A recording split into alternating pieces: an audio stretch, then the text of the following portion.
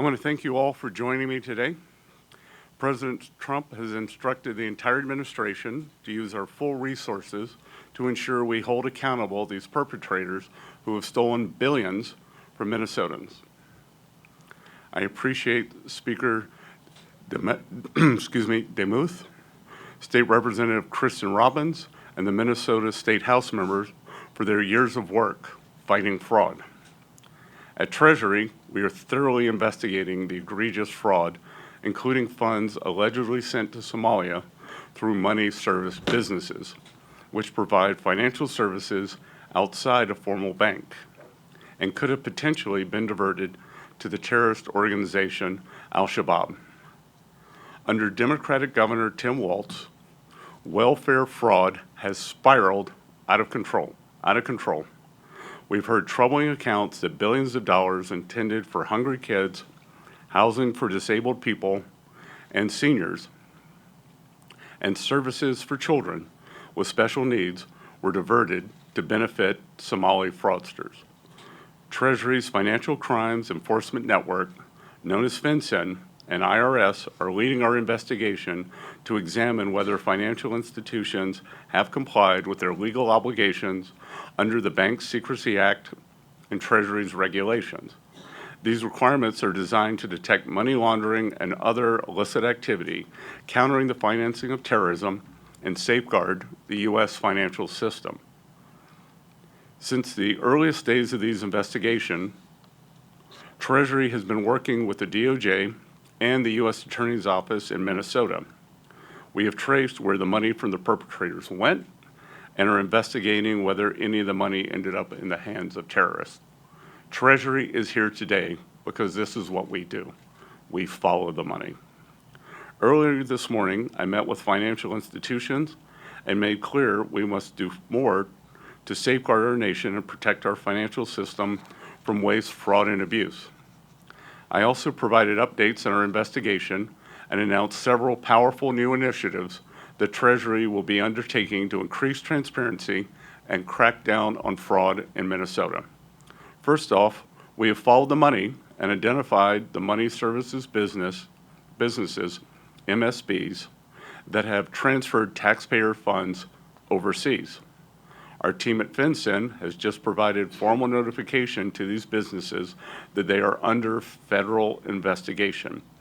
These businesses had an obligation to comply with anti-money laundering laws, and they will be held accountable for any crimes or negligence. FinCEN has also issued a geographic targeting order, a GTO, for Hennepin and Ramsey counties that will require banks and money transmitters to report additional information about funds transferred outside of the United States.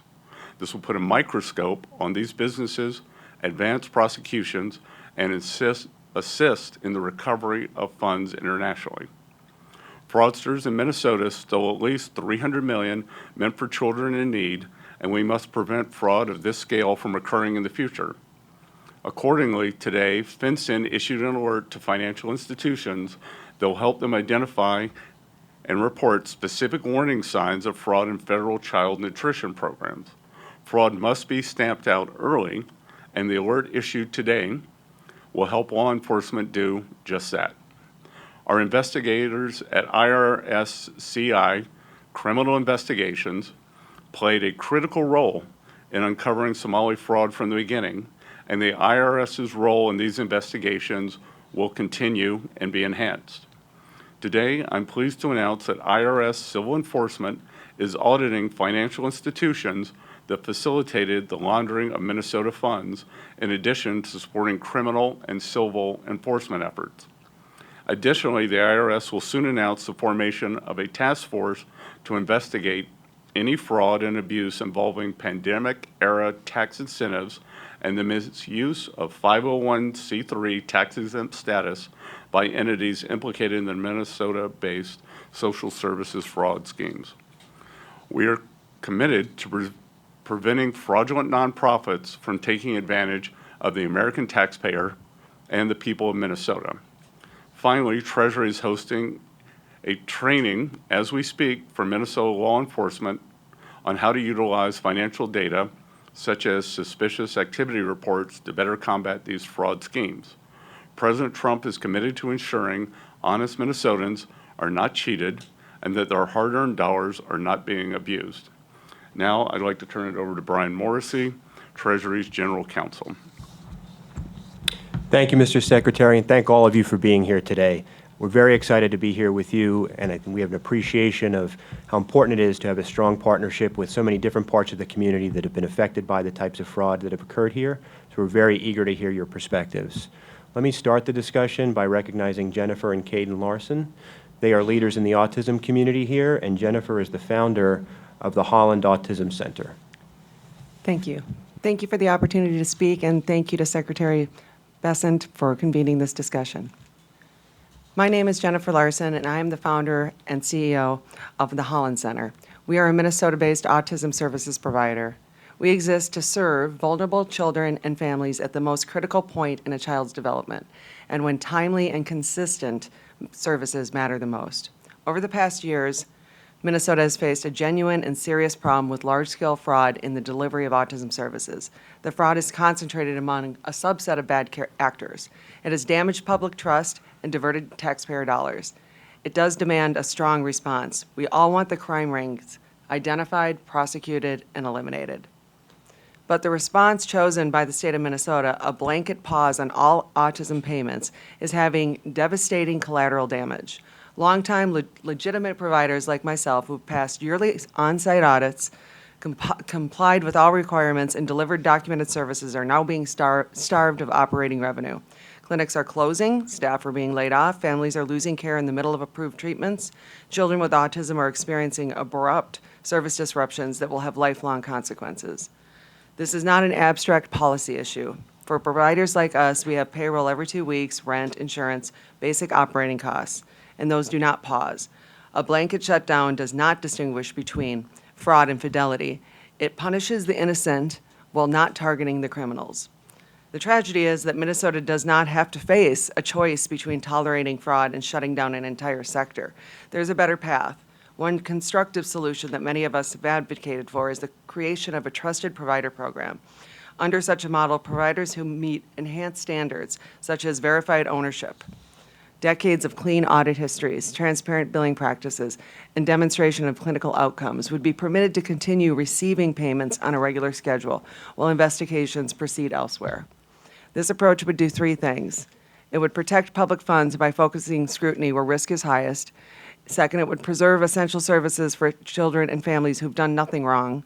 Third, it would stabilize Minnesota's workforce of trained therapists. We're already in short supply of those. Fraud thrives in systems that are unmanaged.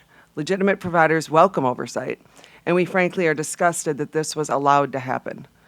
Minnesota has an opportunity to demonstrate that accountability and continuity of care are not competing values. With strong leadership, we can restore integrity to the system without sacrificing the children it was designed to serve. But policy change must happen quickly, as the infrastructure for children with autism is already starting to collapse. Thank you for listening. I look forward to being part of a solution that's firm, fair, and focused on outcomes. Thank you, Jennifer. Let me turn to Brad Billings, who's a Minnesota business owner with some experience to share. Thank you. Mr. Secretary, thank you for the invitation to speak here today and share my very small piece of the overall fraud scandal going on in our state. I'm honored to be here. Secondly, a big thank you to Liz Collin and Alpha News for bringing my story to the public and for all the great work they do to publicize and prevent these activities. My story began in late summer of 2022 when I hired Ladin Muhammad Ali, a local member of our Somalian community, to work at my insurance agency. I interviewed, checked references, did a background check on her. All came out fine, so I hired her. In her 4th week of work, she tried to steal $30,000 from me, committing check forgery in the 1st degree. The judge put her on probation with very specific rules about what she could and could not do. The judge also warned Ms. Ali that if she violated any of these parole terms, she would be in prison to serve her term. The story gets worse. 3 more felonies follow her after my case. Ms. Ali violated every one of the terms of her parole, The very next summer, Ms. Ali was caught trying to bribe juror number 52 of the Feeding Our Futures case with $120,000 stuffed in a gift bag with instructions on how to sway a jury. Interestingly, Ms. Ali was given $200,000 from her Somalian felons cohorts for this bribe, but she stole $80,000 from them and put that in her pocket. How ironic, stealing from her felon friends. This was her second felony. Felony number 3 came February 14th of 2025 when she was found passed out drunk on Highway 55 in Inver Grove Heights. After leaving the scene of an accident, she blew a .284. Felony number 4 came a couple months later when it was discovered that she had taken $1.6 million from the Feeding Our Future scandal. The very sad part about this is that Ms. Ali is still walking the streets. She is not in jail, nor has she been sentenced yet. I made countless calls to the county prosecutor, her parole officer, the federal prosecutors. I even emailed the judge in my case with no response. The prosecutors and parole officers both told me that this is in the feds' hands now and they would do nothing. It was only after many of my calls and Alpha News' calls that Ms. Ali was picked up for parole violations, and she served 2 weeks. 2 weeks. She was released, notwithstanding her other 3 felonies. Unbelievable. Thanks again for your and President Trump's administration's time and attention to this matter. Thank you. Thank you. And let me recognize David Hawk. Mr. Secretary, I would ask permission to speak frankly. Thank you. So I've been researching this issue of fraud, and most specifically Somali fraud, because it is so gargantuan for the past 7 years. Many of you are familiar with the video that Nick Shirley and I made. We have a second video that's coming out Monday that is 10 times worse than the original video. It's going to be pretty shocking and it's pretty graphic. So what I have here is a 5-year recap of all of the CCAP money, that's child care assistance payments, for the last 5 years. The top 102 recipients of that, 84 of them are Somali owned. You know how many children I've seen at those child care centers over the last 7 years? 0, not 1. There's another pile of money, and it's called Great Start, and that money is given to the facility to train their staff. Well, if you don't have any kids, you don't need any staff. Then, what I believe is the core of all this, the core of all this is this non-emergency medical transportation. So, a search showed that Minnesota recognizes 1,020 NEMT companies. Almost 900 of them are Somali owned. So in the second video, Nick Shirley and I went to 16 of them. I've actually been to about 70 of them. They don't exist. They're in an apartment building. One of them's a liquor store. Another one's a wire transfer. Another one is something totally unrelated. It's a grocery store. There are no vehicles. And the average NEMT company in the United States has 20 vehicles, and each vehicle generates about $70,000 a year. So you run those numbers, 800 companies, 20 vehicles, $70,000 a year, and it's an enormous sum of money that's going out. So my feeling is that chasing the money transfers and the wires and the SARS is great, but you got to drop like Batman on Minnesota DHS, because they're the ones who are writing the checks. They're the ones allowing the fraud to happen. Look, you can blame the Somalis, but if you stick your hand out and someone puts $100 in it, yet you're going to stick your hand out again and keep the people who are putting the $100 in have got to stop doing it. They got to get out of their office and go out and look at these facilities and say, this is an apartment building. You can't have a transportation company in an apartment building. And the vast majority of these companies exist on paper only. They're not real. They have no assets, no office, and no vehicles. The other thing is that when a child care facility receives federal funds, they must abide by Civil Rights Act of 1964, Title VI, which says that you cannot be exclusive to one ethnic group in your child care facility. It's discrimination. So when DHS goes out and does these inspections, they always do them announced. So they call ahead to let them know they're coming. So of course, you stockpile the kids in there and everything looks great. But do they actually count the number of kids that are there? Because some of these facilities are licensed for 120 kids and they don't have any kids. And even if they do load kids in, they got 10 of them. But DHS doesn't going to go, with 10 kids, wait a minute, you're licensed for 120. What's going on here? They have no sign-in or sign-out sheet like a normal daycare is, so there's no way to track if there are any kids there, who they are, what race they are, any of that. So I'm asking for the Fed's help to come in and get to DHS and tell them, get their act together. Thank you. Thank you very much, David. Good. And David, I want to thank you for both your citizen journalism, but more for your citizen investigation in terms of what the Minnesota government was unwilling to do. And here, would you care to speculate whether it was negligence or corruption or some toxic cocktail of both? So Governor Walz is on record as saying that organized crime caused the fraud in Minnesota. And I said, organized crime, but like the mafia, like the Colombo, I mean, what is he talking about? He never got specific. But he did admit to knowing about the fraud in 2020. He's on record as saying that. Well, Minnesota has a law, and it's statute 3.971, subdivision 9, and it says that if you are head of an agency and you are made aware of fraud or suspected fraud, you must immediately contact the Office of the Legislative Auditor and notify them of the fraud. The legislative auditor then is the body that determines what law enforcement agency to bring into the investigation. Governor Walz said he contacted the FBI. He didn't. I talked to the FBI, but it's not his prerogative to do that. It's the legislative auditor's prerogative to do that. And look, I just want to say everything I've done on my own. I don't make a penny off this. I was born here. I grew up here. My whole family's here. And I'm not going to sit by while this happens and not do anything. I'm the guy who's going to make the difference. And I'm telling you, when this next video comes out, it's going to be World War III. Well, I find myself in the unusual position of agreeing with Governor Walz that it was undoubtedly organized crime.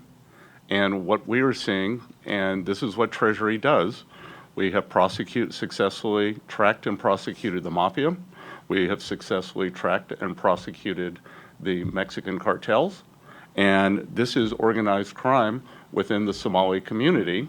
So he is right. This is an organized criminal enterprise, and we will get to the bottom of it. And thank you for your help. And so all of this fraud that you're now seeing being uncovered around the country after our video came out, everyone's going to these child care facilities, these adult care, there's nobody there. They're getting hundreds of millions of dollars. They go, where are the people? They're on a field trip. They're not there. So the fraud, I believe, is being developed here. The programs are being developed here, and then they're fanning out across the country.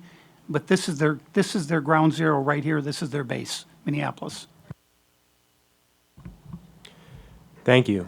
Let's turn from Mr. Hawk's citizen journalism and investigation to Chris Rufo, who's been covering this issue, including in a piece in City Journal that brought a lot of attention to these matters. Yeah, thank you so much. I appreciate everyone being here. My colleague Ryan Thorpe and I, Ryan Thorpe is in the back, deserves a huge thanks. We were able to build on a lot of the great reporting locally from Alpha News, from Powerline, that all of the thing that I found astonishing about this fraud scheme is that it was an open secret for many of the people here in Minnesota. And we were able to gather all of these bits and pieces that have been bubbling up over the years, package it into a national story, catch the attention of the president, of Secretary Bessent, and really set off this chain of events that's led us all here. And what I'd like to highlight is that this is a fraud story, but we should also be honest, upfront, and straightforward, which I'm told is difficult for people in Minnesota for cultural reasons, that this is also an immigration story. It's an assimilation story. It's a cultural compatibility story. And the reality is that the latest numbers, it seems to be that the Somali community, which represents about 1% of Minnesota's population, is perpetrating approximately 90% of the systemic fraud in this state. That is a number that, although it might be uncomfortable, we should tackle honestly. And I think America works when America demands assimilation, and Minnesota will work when it demands assimilation to the culture of good government. And to me, it's a tragedy that A number of decades ago, Minnesota had the reputation as the good government capital of the United States, and now your reputation has been tarnished as the fraud capital of the United States. Everyone should be outraged. The political class, in particular the progressive Democrat political class that has been complicit in this scheme, has run cover for this scheme. Let's not forget the media, such as the Minneapolis Tribune, that has done everything it can to obfuscate exactly what's going on, should be held accountable, not only by the voters of this state, but I hope that investigators can go to every effort to find out exactly that delineation that Secretary Bessent just asked. Is this complicity, incompetence, some combination of both, which in Tim Wall's case seems probably likely? But this is a story that is enormously important, and I think that it is just the tip of the iceberg, and I know my team will be looking at other states, including Washington and New York City and California, where the scale of the fraud seems to be an order of magnitude larger than it is here. Thank you. Let me recognize Liz Collin, who's also been covering this story quite extensively. Thank you, and thank you, Mr. Secretary. It's great to be with all of you today, a real honor.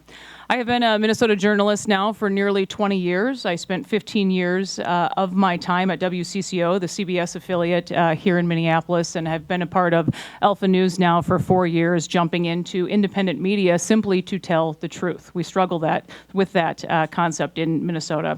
In fact, grew up not too far from Le Sueur down the road, but on the media issue, we truly have one of the most cowardly and complicit media structures in place in the country.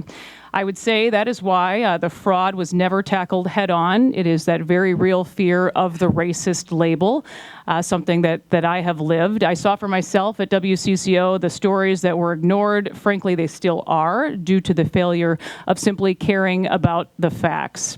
After George Floyd, a policy was put in place at WCCO that half of the people we interviewed on the news had to be non-white or from a protected class, no matter if you're on a breaking news scene or covering anything each day. I'm also aware of stations in town that have policies in place where you are to rat on your coworkers for microaggressions if you suspect that they are racist. So instead of actually just covering the news and informing the public, you're twisting these people up in pretzels to decide on how they're going to cover the news each day, and that has certainly played a role in what we've seen, this DEI training and a lot of left-wing ideology at play in newsrooms across Minnesota. Governor Walz, for example, I would say we're probably the most prominent outlet to even do a critical news story on him in Minnesota. We saw many of our stories picked up once he hit the national stage, that then forced the local media to finally report on his background. I put out a book a few years ago now called They're Lying, The Media, the Left, and the Death of George Floyd. Governor Walz and Attorney General Ellison play a prominent role in that story, really the perfect place for the George Floyd riots to play out, for this fraud to play out. We've seen it again with this ICE incident that took place this week, how the local media is treating this. But the media machine that we are up against, the fraudsters know this very well, so these leaders can get away with it. Governor Walz will not return our media requests. It's been years since his campaign ever has. It's the same with Attorney General Keith Ellison. Just recently, I walked into their offices one day when they were supposed to be at work. I was told Attorney General Ellison will never grant me an interview, ever. Those were the words from his press secretary. So for all of this, what do we get over at Alpha News? We have been sued by friends of Congresswoman Ilhan Omar and Attorney General Keith Ellison. They were not successful, I will say, but they very much want Alpha News out of business. We have been doxxed many times. Personally, my husband and I were beat in piñata effigy in our driveway during the Summer of Love of 2020 with several protests at our home.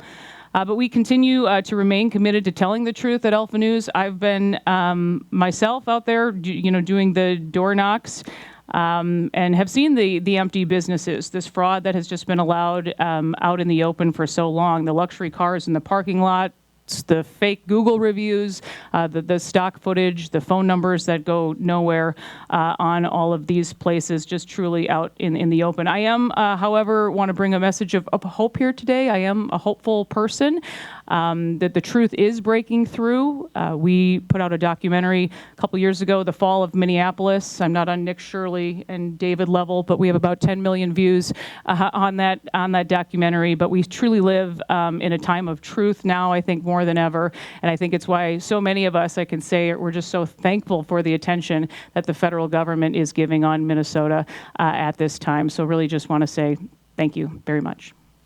Good. And Lynn, I want to echo your statements because as I spend time here, it is good to be back in Minnesota, Minneapolis. I am hopeful too, because even though it is cold outside, sunshine is the best antiseptic, and we are going to clean this out. We are going to stop it. We are going to make recoveries, and as Jennifer said, we are going to get the money flowing back to people like her organization who help the children, seniors. So I am very hopeful that we will right the ship and that we will emanate out from Minnesota into the other 49 states and ferret out waste, fraud, and abuse.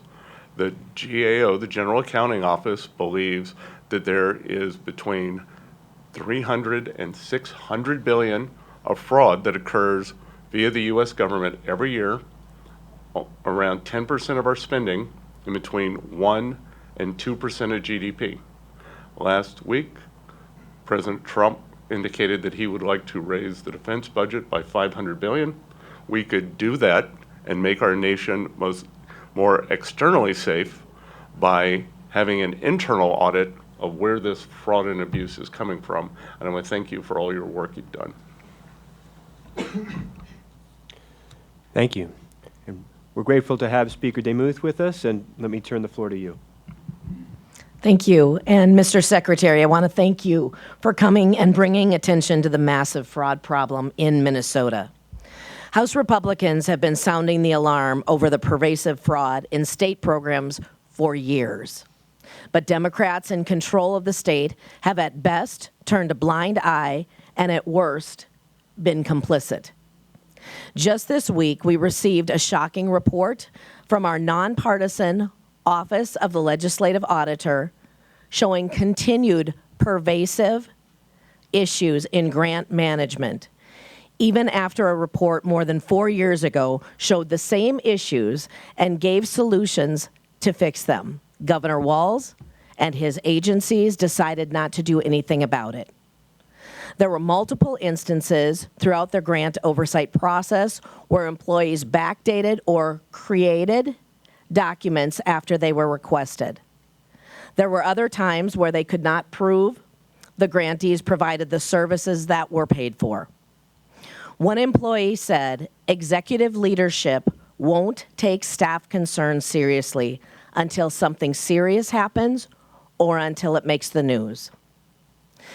This is the culture of fraud and corruption throughout our state-run programs, and the U.S. Attorney's Office estimates that it has cost Minnesotans more than $9 billion. We know these dollars are not staying in Minnesota.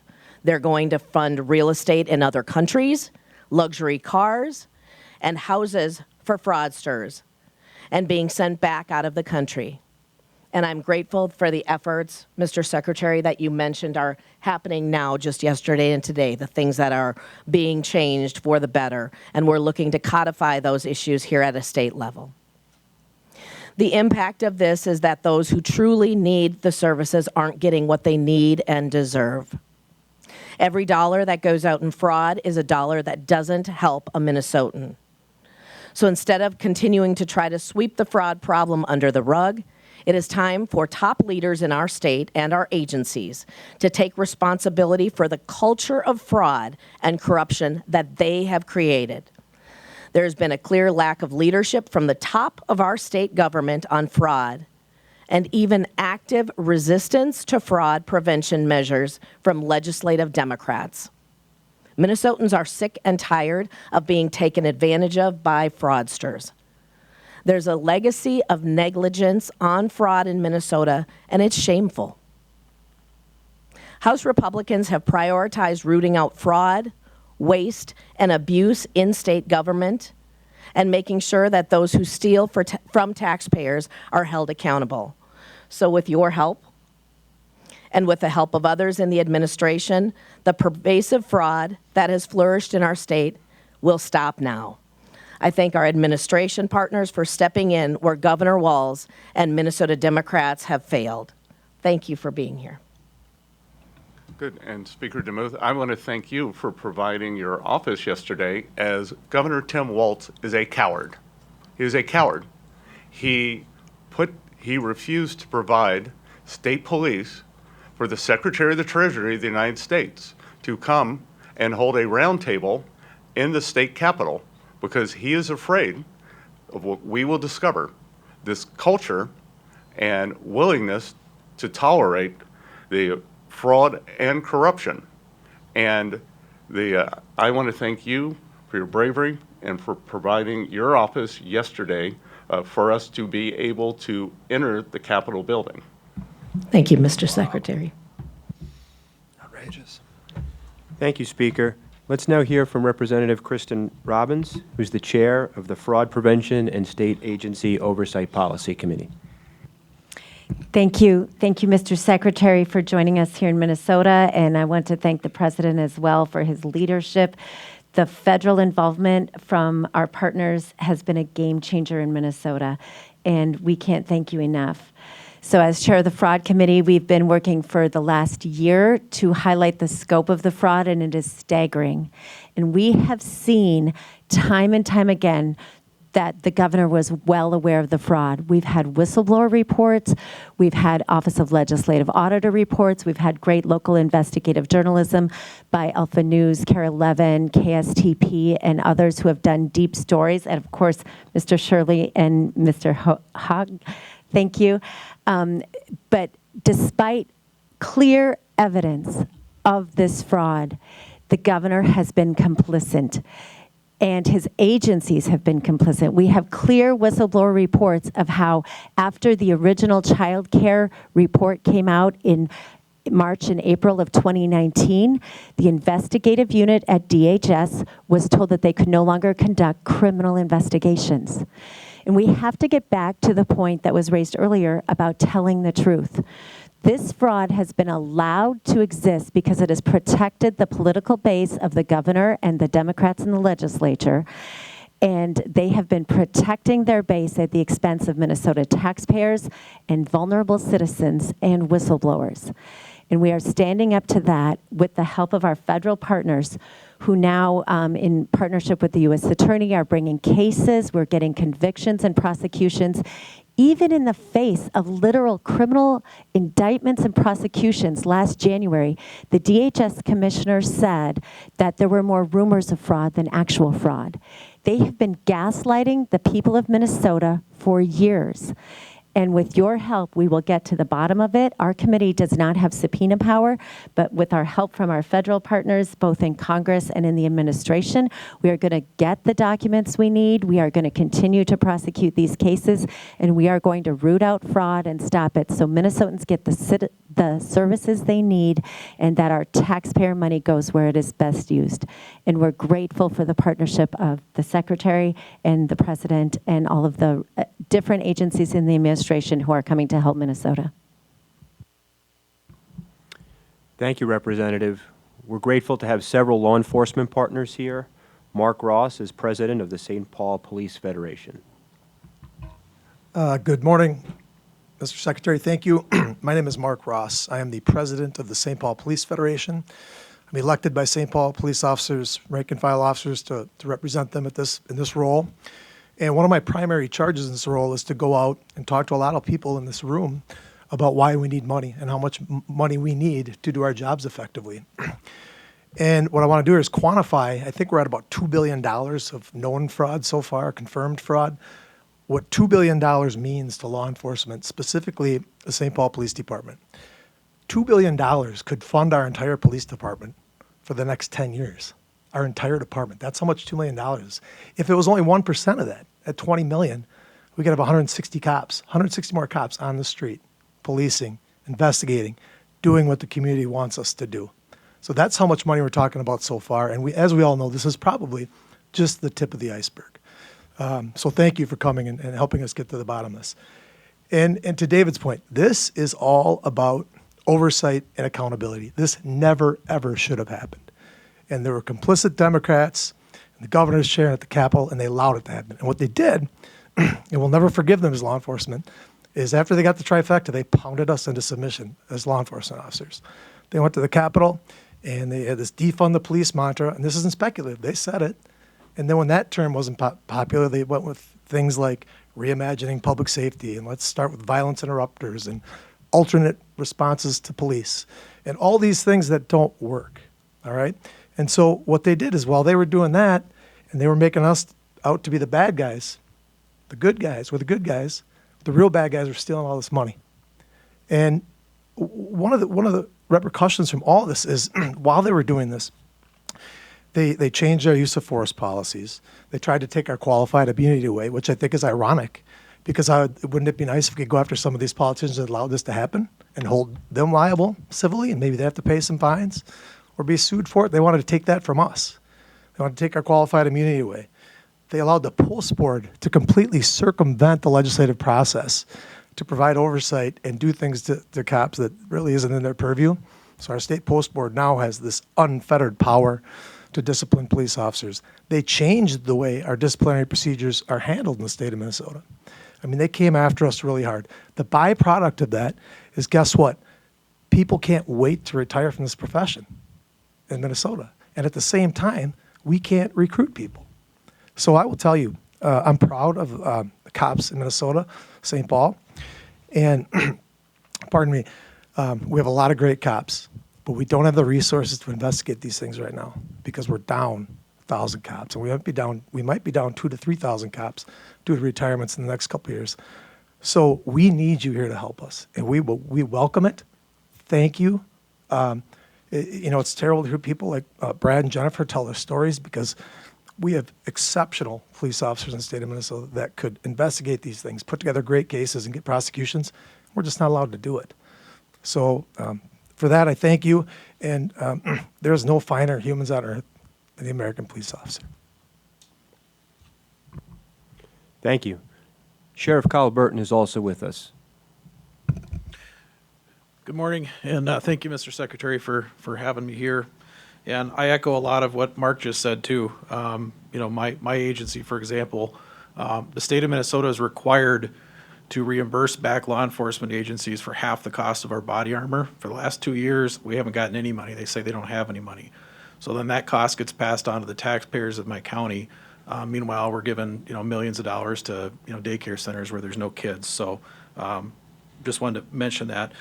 And the other thing I would say is to kind of drive home the point that Brad made earlier about his situation. Just so you're aware, in Minnesota, we're not adequately equipped with our criminal penalties to deal with this issue. The state's laws are not adequate to hold these people accountable. So, for example, if you're convicted in Minnesota of stealing $35,000, doesn't matter if it's from the government or not, $35,000, that's a severity level 6. So that means that a criminal would need 3 criminal history points before that presumptive sentence would be prison. And even then, the presumptive sentence for that offense is only 39 months, with a third of that off for good time. So that means you get released from prison early if you behave. So once you steal $35,000, you might as well steal $35 million, because the penalty is the same. There's no difference. So I was not a bit surprised to hear what Mr. Billings shared of his personal experience. And so I'm glad the federal government, I'm glad President Trump is stepping up and committing the full resources of the federal government, because to be quite frank, the laws of Minnesota are just not adequate to hold these folks accountable. So thank you.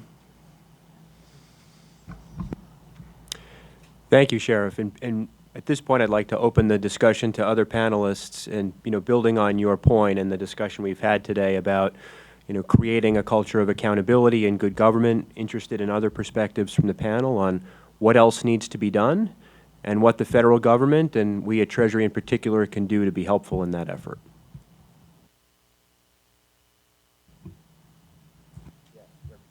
Representative Hudson. Thank you, and thank you, Mr. Secretary. We very much appreciate the Trump administration showing the resolve and the follow-through and the work ethic that we've been sadly lacking at the state level here from our administration in Minnesota. I want to share a couple of points. The first about the full scope of the problem, and then the second, talk about incentives when it comes to accountability structures. So the first point is that we tend to focus on the criminal activity when we have this conversation. That's obviously completely legitimate, and there's a lot there to dig through. I would make the contention that the problem is broader than just people breaking the law. We have a system of benefit programs that have been structured to provide incentives to turn benefits into business. So I think most Minnesotans, most Americans, when they think about these sort of benefit programs, they imagine that we're helping people who are in a state of need and we're trying to elevate them to a position where they can lead a more productive life. But that's not how it plays out in the real world. Instead, it becomes an industry whereby you have consultants going from entity to entity to entity, teaching them how to leverage gaps in government oversight in order to create profit centers for themselves. So at some point, once we clamp down on the criminal element of this, I think parallel to that, we also have to look at the way the system is structured itself to provide those kinds of economic incentives. The second point I'd like to make regarding cultural incentives with our systems of accountability, which go beyond just government, it also includes the media, and it includes prosecutions and kind of the cultural response to all of this. And I'll give a short example. Matt Taibbi was in town back in May and was interviewing folks about a story that has yet to be fully disclosed, where the claims, if true, would justify putting high-profile people in prison for decades. I've been waiting to see that story drop for months, been told again and again that, oh, it's a week away, it's like happened on this date and what have you.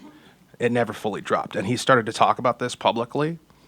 I appreciate Mr. Rufo getting out there and bringing attention to this story, very much needed. When I ask myself, why can't a story like this be fully told?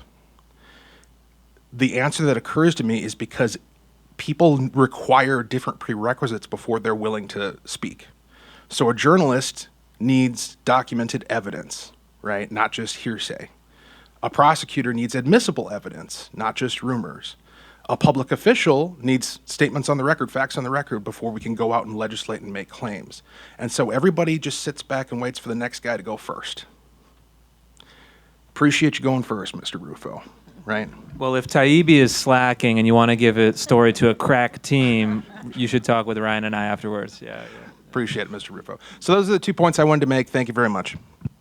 Thank you, Representative Hudson. Yes. Well, first of all, Secretary Bessent, I don't even know if I'm pronouncing it right. Can you give me the exact pronunciation? I was the Senate Majority Leader for the first 3 years of Governor Walz's administration, and when you talk about not being welcome to the Capitol, as somebody that loves Minnesota, I want to personally apologize for that lack of professionalism and not giving you the security that, frankly, you deserve in your position. That is not Minnesota. That's something that Tim Walz did that that deeply grieves me that that's the kind of response you've got. We're two sides of the same coin, Republicans and Democrats, and if you can't give that basic honor, that's really, really inappropriate. So I apologize for that. And I just want to say, just in what I see here, it's not new for Minnesota. This goes back almost 20 years that we have developed this culture of just looking the other way and not following through and not having real accountability. I can tell you Republicans took the Senate in Minnesota for the first time in 40 years in the 2010 election, and one of the things that we did with the Republican House was pass something called the Sunset Commission that was supposed to look at every agency and every board over a 10-year period just to make sure that they were doing their job and not wasting money. And we lost the majority 2 years later, and one of the first things they got rid of was the Sunset Commission. And you have to ask, why? Why would you not do that? And then as we've had these OLA reports, and leaders of different agencies have been held to account for billions of dollars being stolen, nobody gets fired. They just put them someplace else, and there's no accountability. So it's this pattern that we desperately needed a federal partner to come. And this hasn't, we needed them 4 years ago. We just didn't have the right partners. And so you coming today and the DOJ being much more involved and ICE coming, many, many Minnesotans say, thank you. Thank you for coming and being the federal partner that we needed. Thank you very much. Yeah, Ms. Teasley. Hi, I'm the executive director of Pacer Center, which is a nonprofit. We've been around for about 50 years, and we help families navigate who have children with disabilities, figure out how to navigate the system and get the services they need. So I appreciate the conversations that we've had about, $9 billion and the fraud and the number of people. I don't want to lose sight of the impact of the people who really need the services. This is where Jennifer Larson started. Typically, we get calls from people saying, how do I advocate for my child in the school?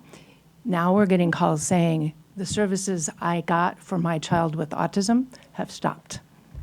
And so every day we're getting from desperate parents who need the services. So I think Ms. Larson put it very eloquently about, we are so appreciative of looking at the fraud.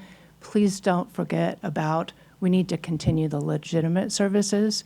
This year, the Minnesota legislature is looking to cut $250 million with an M, dollars out of special education budget because we spent money in places we shouldn't have been spending money. So please keep in mind the children and the legitimate organizations that are providing such valuable services as you go through and help us figure out how to spend money the right way. Thank you so much. Yes, Senator Rasmussen. Thank you, Mr. Secretary, and just appreciate your work and the Trump administration's work on exposing the fraud here in Minnesota. One of the reasons that we're at this point is because the Walz administration and Minnesota Democrats completely failed to implement basic program integrity measures. One example from the district that I represent, you had one individual who claimed to feed 6,000 kids a day, 7 days a week, in a community of 2,500 people. A simple Google search from the state agency could have found that that was fraud. But we had a hearing as I co-chaired the Senate Human Services Committee just a year ago, where the commissioner of DHS refuted and said that Minnesota does not have a fraud problem, that it's more rumors than real fraud. And I just want to thank you, Mr. Secretary, and the Trump administration for exposing this fraud to the country and to Minnesotans. Going forward, we're going to continue to need the help from federal partners. The IRS, the FBI, the U.S. Attorney's team here in Minnesota has done a fantastic job going after criminals and holding people to account. And I thank President Trump for bringing additional resources into Minnesota to enhance that work. We're also going to need continued support from CMS to ensure that the Walz administration implements basic program integrity to protect taxpayer dollars. Because unfortunately, it's clear that Governor Walz and Minnesota Democrats have demonstrated that they lack the ability and political will to fix this fraud crisis. So thank you for your leadership, and we're going to continue to need federal partnership to fix this crisis. Thank you, Senator. Yes, Representative Schultz. Thank you. Thank you, Mr. Secretary, for being here. Minnesotans demand accountability, and it's the opposite of what we've seen the last 7 years during the Walz administration. Originally, the governor campaigned on this promise of one Minnesota. What we've seen is one Minnesota fraud ring.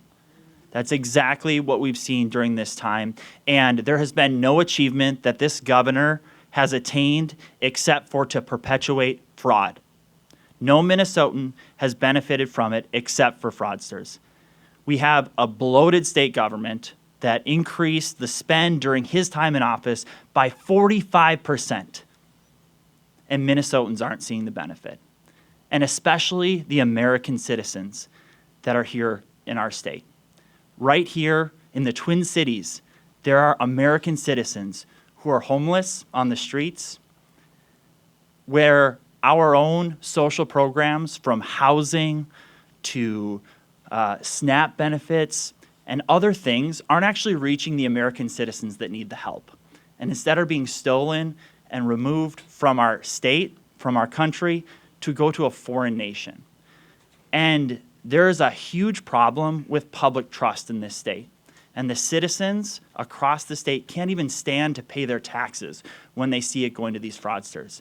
So we couldn't be more grateful that there is this whole of government approach from the federal level to stop this fraud. So thank you. We appreciate every ounce of additional level of attention. We're sorry that Minnesota has become this laughing story in the nation, because it never should have been this way. So thank you for all of your efforts.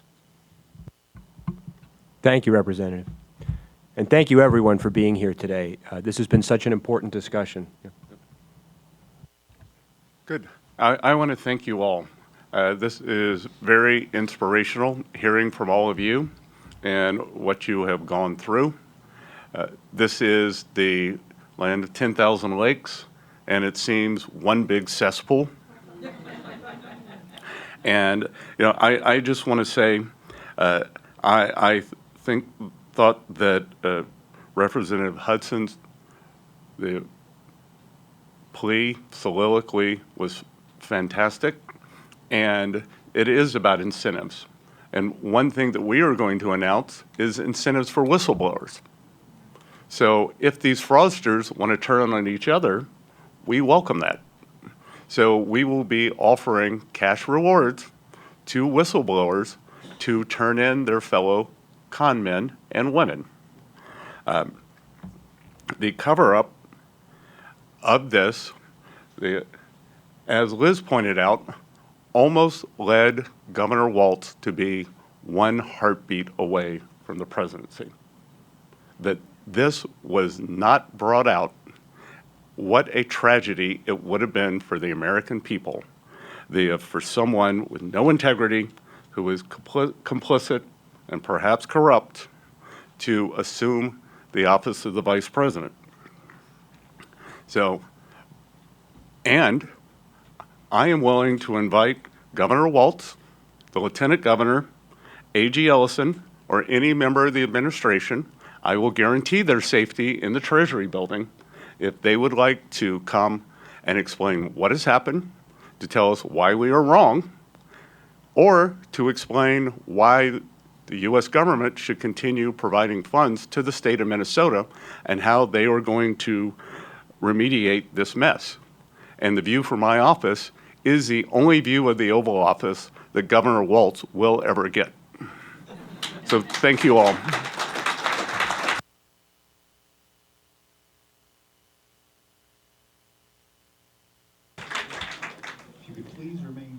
So I'd just like to say that when I'm looking at fraud, I go scorched earth. I don't care if you're a Democrat or a Republican. If you're committing fraud and there's a knock at your door and there's a young guy with a gray hoodie and a fluffy microphone and an older guy standing behind him with some papers, they're there for a reason. Thank you. Thank you all.